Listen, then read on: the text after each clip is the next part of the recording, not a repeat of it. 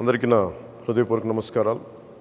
జనసేన మద్దతుదారులకి, జనసేన వీర మహిళలకి, జన సైనికులకి, ఆంధ్రప్రదేశ్ ప్రజలకి, ప్రతి వర్గాలకి అందరికీ పేరు పేరున నా హృదయపూర్వక నమస్కారం.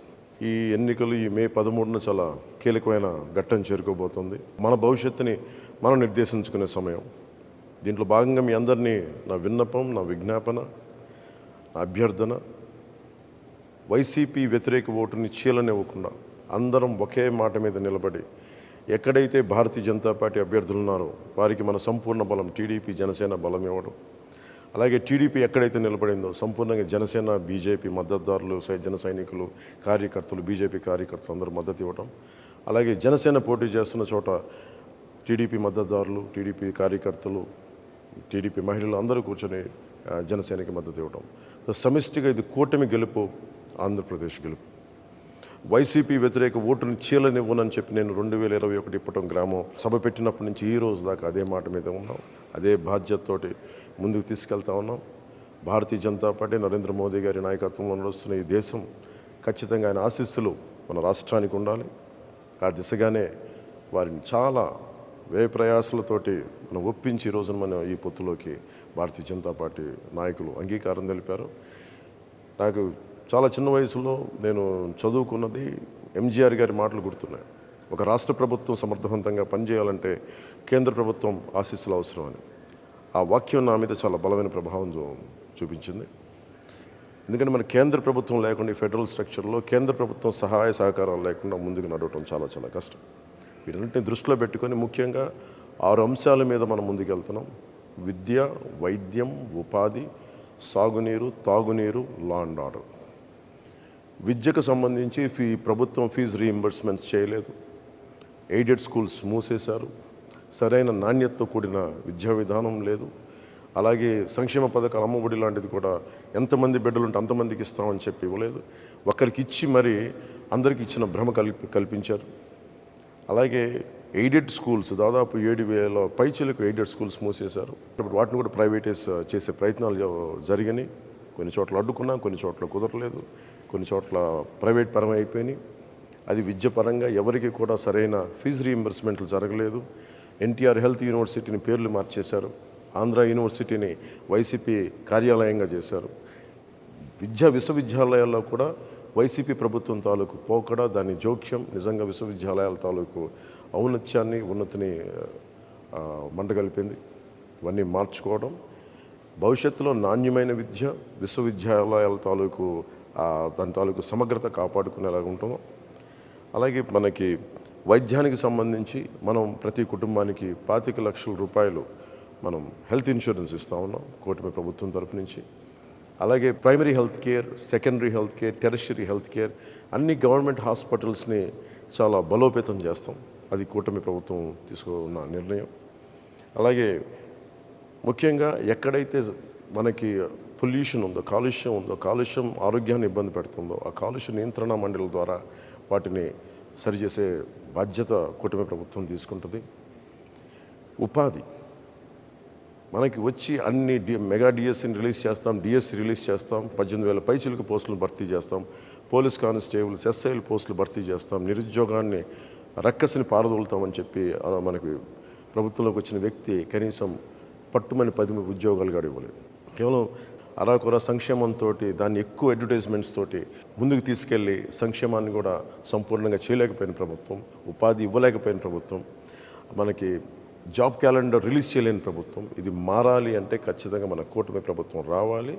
వచ్చిన వెంటనే ముందుగానే మన మెగా డిఎస్సిని మనం దాని మీదే ఉంటుంది, ముందుకు తీసుకెళ్తాం రాగానే. అలాగే సిపిఎస్ కాంట్రిబ్యూటరీ పెన్షన్ స్కీమ్కి సంబంధించి మాట ఇచ్చి మరి వెనక్కి వెళ్ళిపోయాడు. వారం రోజుల్లో సంతకం పెడతానని చెప్పిన వ్యక్తి ఈ రోజున దాన్ని గాల్లోకి వదిలేశాడు. స్కూల్స్లో పాఠాలు చెప్పి టీచర్లను తీసుకెళ్ళి మనకి యారెక్ షాపుల దగ్గర, సారాయి షాపుల దగ్గర క్యూల్లో సరిచేసే బాధ్యతలు అప్పచెప్పాడు.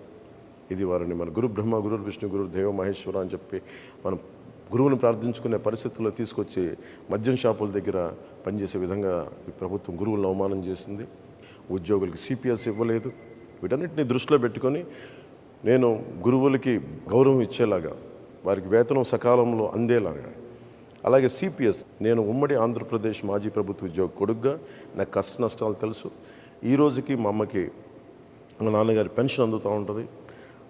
దానికి తాలూకా కష్టం తెలుసు నాకు. అలాంటిది కంట్రిబ్యూటరీ పెన్షన్ స్కీమ్ పదవి విరమణ చేసిన ఉద్యోగులందరికీ కూడా సంవత్సరం లోపు నేను మీకు మాటిస్తున్నాను. సంవత్సరం లోపు దీనికి పరిష్కారాన్ని కనుక్కొని మీ పదవీ విరమణ మీకు భయపెట్టేది కాదు, మీకు భరోసా ఇచ్చేదిలాగా ఉంటుందని చెప్పి మనస్ఫూర్తిగా నేను మీకు పదవి విరమణ చేయబోతున్న ఉద్యోగులందరికీ నేను తెలియజేసుకుంటా ఉన్నాను.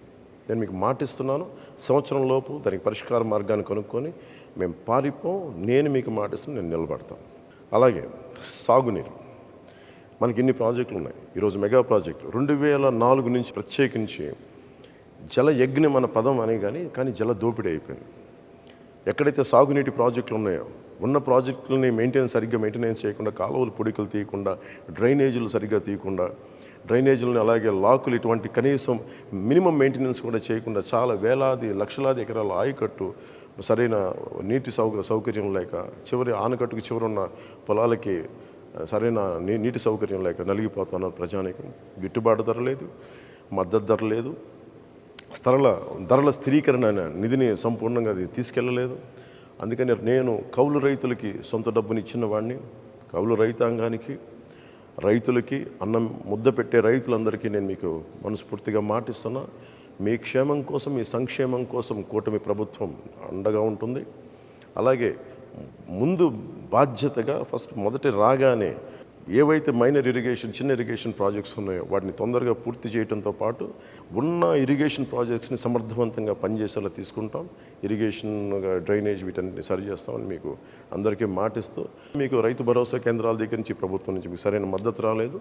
అవి బాధ్యతగా తీసుకొని, అది మీ సంక్షేమం మా మొదటి బాధ్యత. దానికోసం మేము వెన్నంటే ఉంటాం. మీ కష్ట నష్టాలకి కూర్చొని వీళ్ళలాగా మీ కష్టాలు వస్తే, వర్షం పడితే రైతుల్లో మొలకలు రాక ఏమొస్తుందని చెప్పి దిగజారుడే మాటలు, అలాంటి ప్రభుత్వాలు కాకుండా బాధ్యతగా మీరు ఒక మాట మాట్లాడితే చేతులు కట్టుకొని మీ దగ్గరికి వచ్చి మేము మీ సమస్యలను తెలుసుకొని మేము మీకు అండగా ఉంటాం. అలాంటి ప్రభుత్వం రాబోతుంది కూటమి ప్రభుత్వం. తెలియజేసుకుంటూ రైతన్నలకు తెలియజేసుకుంటూ, ముఖ్యంగా మనకి తాగునీరు ఏ మూలకెళ్ళినా, ఏ నియోజకవర్గానికి వెళ్ళినా మినిమం కనీసం ప్రాథమిక హక్కు అది, మంచి నీరు రావటం అనేది.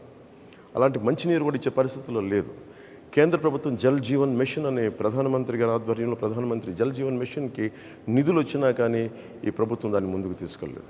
మేము మీకు మాటిస్తున్నాం, అహిర్నిశలు మేమందరం బాధ్యత మరి తీసుకొని మనకి కనీస రక్షిత మంచినీరు ప్రతి ఇంటింటికి అందేలాగా మేమందరం బాధ్యత తీసుకుంటాం అని మీకు తెలియజేసుకుంటాం ప్రతి ఒక్కరికి. అలాగే మధ్యతరగతి కుటుంబాలకి, మీరు కష్టాలు నలిగిపోతూ ఉన్నారు, ఎక్కువ మీరు కూర్చోబెట్టి అందరూ మీరు నలిగిపోతారు, ట్యాక్సులు కడతారు, మీరు సంక్షేమ పథకాలు ఉండవు.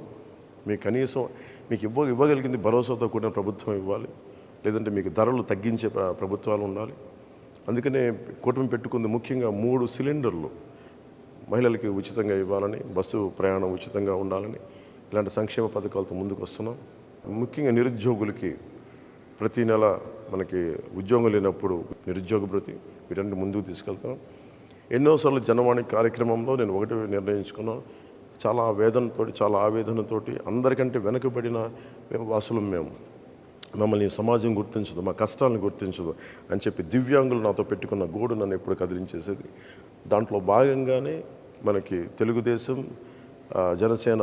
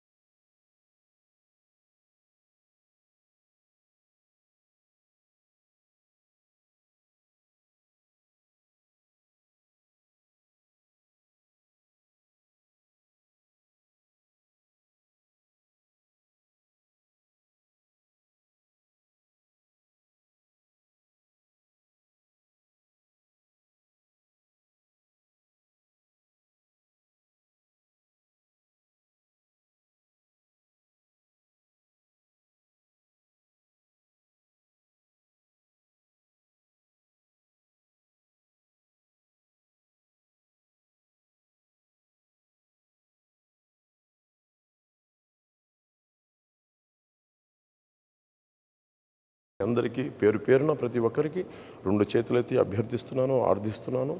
వైసీపీ వ్యతిరేక ఓటు చీలకుండా భారతీయ జనతా పార్టీ పోటీ చేస్తున్న చోట, తెలుగుదేశం పోటీ చేస్తున్న చోట మీరు సంపూర్ణంగా జన సైనికులు, జనసేన వీర మహిళలు, జనసేన మద్దతుదారులు ఎట్టి పరిస్థితుల్లో వైసీపీ నాయకులు రకరకాల మాటలు మాట్లాడుతూ ఉంటారు. మేము గెలిచి మేము జనసేనలోకి వెళ్ళిపోతాం, ఇలాంటి అబద్ధాలను మీరు నమ్మకుండా సంపూర్ణంగా కూటమి అభ్యర్థులకే జనసేన ఓటు సంపూర్ణంగా వారికి మీరు వేయాలని మనస్ఫూర్తిగా కోరుకుంటూ, అలాగే టీడీపీ మద్దతుదారులకి, టీడీపీ నాయకులకి, టీడీపీ కార్యకర్తలకి, భారతీయ జనతా పార్టీ కార్యకర్తలకి, భారతీయ జనతా పార్టీ మద్దతుదారులకి మనందరం ఈసారి మనస్ఫూర్తిగా అందరం ఒకసారి కలిసి ఒకటే చోట, ఒకటే అడుగుతోటి, ఒకటే భావంతో ఆంధ్రప్రదేశ్ని సంరక్షించుకుందాం. నరేంద్ర మోదీ గారి నాయకత్వంలో వికసిత్ భారత్లో అంతర్భాగం వికసిత్ ఆంధ్రప్రదేశ్ కూడా మనందరం కలిసికట్టుగా మనం ముందుకేసి ఓటేసి కూటమిని గెలిపించుకోవాలి. కూటమిని గెలిపించుకోవడం మన బాధ్యత. ఇది మన భవిష్యత్తుకి చాలా భరోసా ఇచ్చే ప్రభుత్వం. ఇది మీ అందరికీ తెలియజేసుకుంటూ, ప్రతి ఒక్కరికి పేరు పేరున ధన్యవాదాలు తెలియజేసుకుంటూ సెలవు తీసుకున్నాను. జై జనసేన, జై టీడీపీ, జై బీజేపీ, జై హింద్.